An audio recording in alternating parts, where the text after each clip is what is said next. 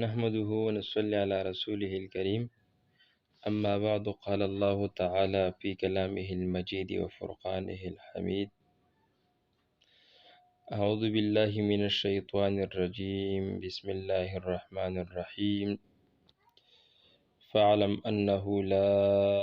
إله إلا الله. صدق الله العظيم. زما ډېر انتهایی معزز او محترم ورونو، مخکې مونږ د اخلاص په حواله باندې درې څلورو بیانات او درسونه دا ذکر کړه. اوس دلته د لا اله الا الله، یعنی د الله د توحید په باره کې بعض ذکر کوو، چې توحید د الله یووالی، د الله په ذات او صفاتو کې یو ګڼل، دا څومره اهم او ضروري دي. ټول تعریفونه د هغه ذات دپاره دي چې هغه اوچت ذات والا دی، لوی صفتونو والا دی، بلند شان او مرتبې والا دی، ذکر یې اوچت دی، حکم د هغه منل پکار دي، ښکاره دلیل په دې باندې موجود دی، او لوی نوم والا دی، علم والا دی، وسیع حلم او علم والا دی، بخښنو والا دی او ښه تعریف والا دی، او انسان ته هر څه ورکوي، دعاګانې قبلونکی دی، احسان کوونکی دی، زر حساب کوونکی دی، سخت سزا ورکوونکی دی، عذابونه ورکوونکی دی، غالب او بادشاهت والا دی. مونږ دې خبرې ګواهي ورکوو چې نشته دی حقدار د بندګۍ مګر یو الله تعالی دی. پیدا کولو کې هم چاته محتاج نه دی، په مړه کولو کې هم چاته محتاج نه دی، په هیڅ صورت کې چاته محتاج نه دی. مونږ د دې خبرې ګواهي ورکوو چې رسول الله صلی الله علیه وسلم د الله تعالی بنده او رسول دی، او خو په کولا او سینه باندې د مونږ د الله صفت بیانوو، د الله حمد کوو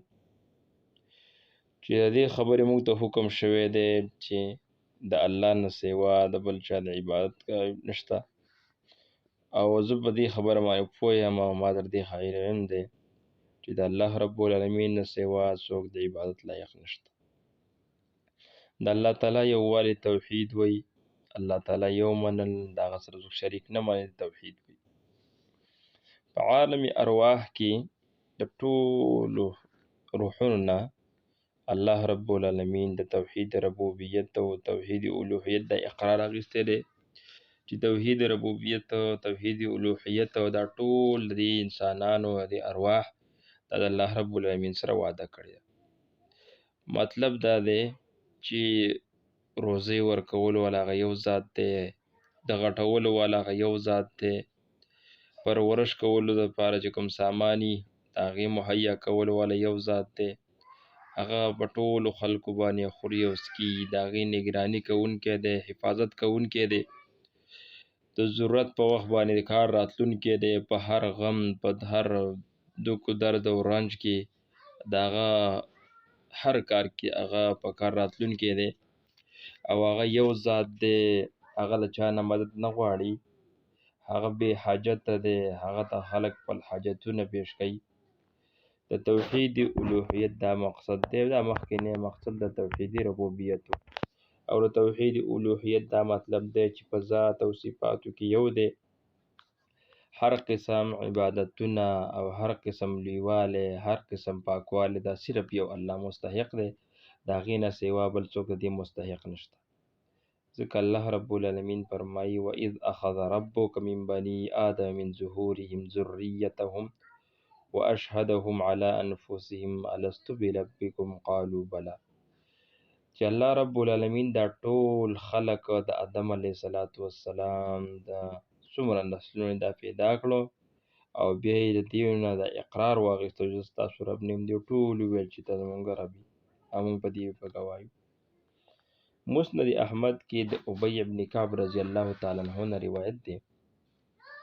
چې دې آیات کریمه تفسیر کې هغه روایت کوي چې حضرت آدم علیه السلام الله رب العالمین د آدم علیه السلام په ملا باندې لاس راښ کو، د قیامته پورې چې څومره روحونه او څومره خلق پیدا کېږي د هغې نه راووتل، او بیا الله رب العالمین ټول ځان له ځانه جماعتونه او ډلې مقرر کړي، پیغمبران ځانه، ولیان ځانه، مسلمانان ځانه، کافران ځانه، نیکان ځانه،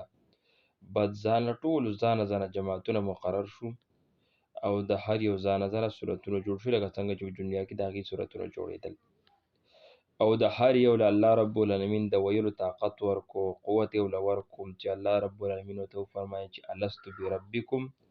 دې ټولو دا ویل چې بلا ته زمونږ رب یې. الله رب العالمین ورته ویل چې زه ستاسو رب یم،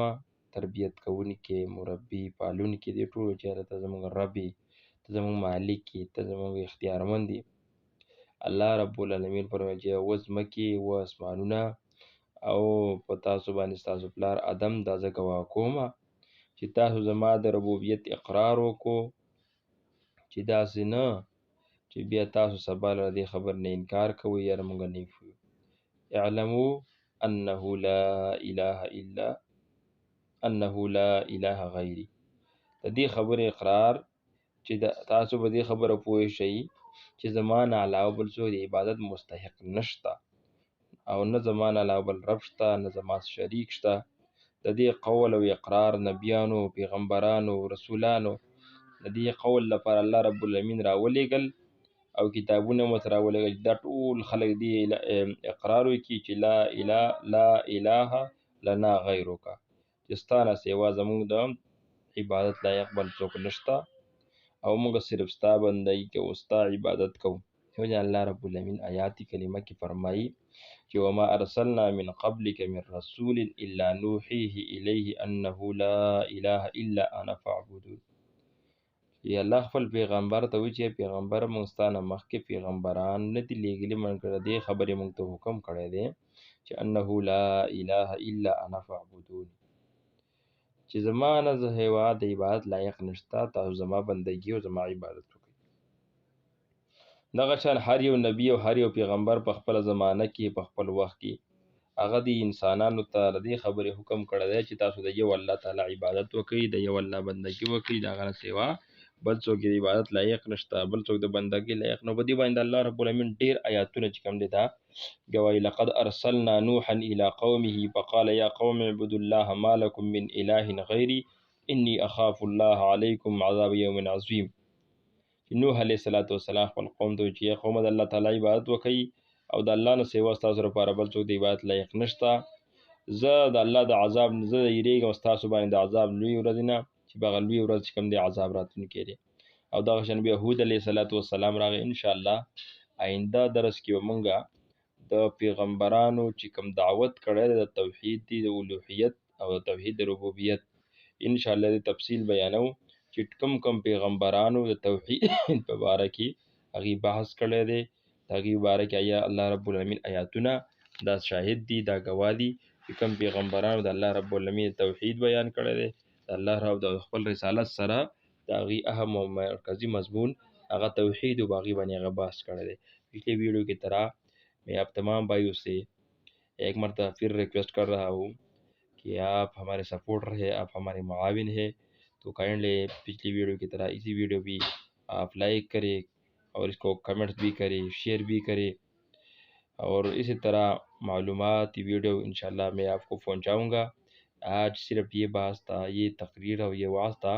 کہ لا الہ الا اللہ کے بارے میں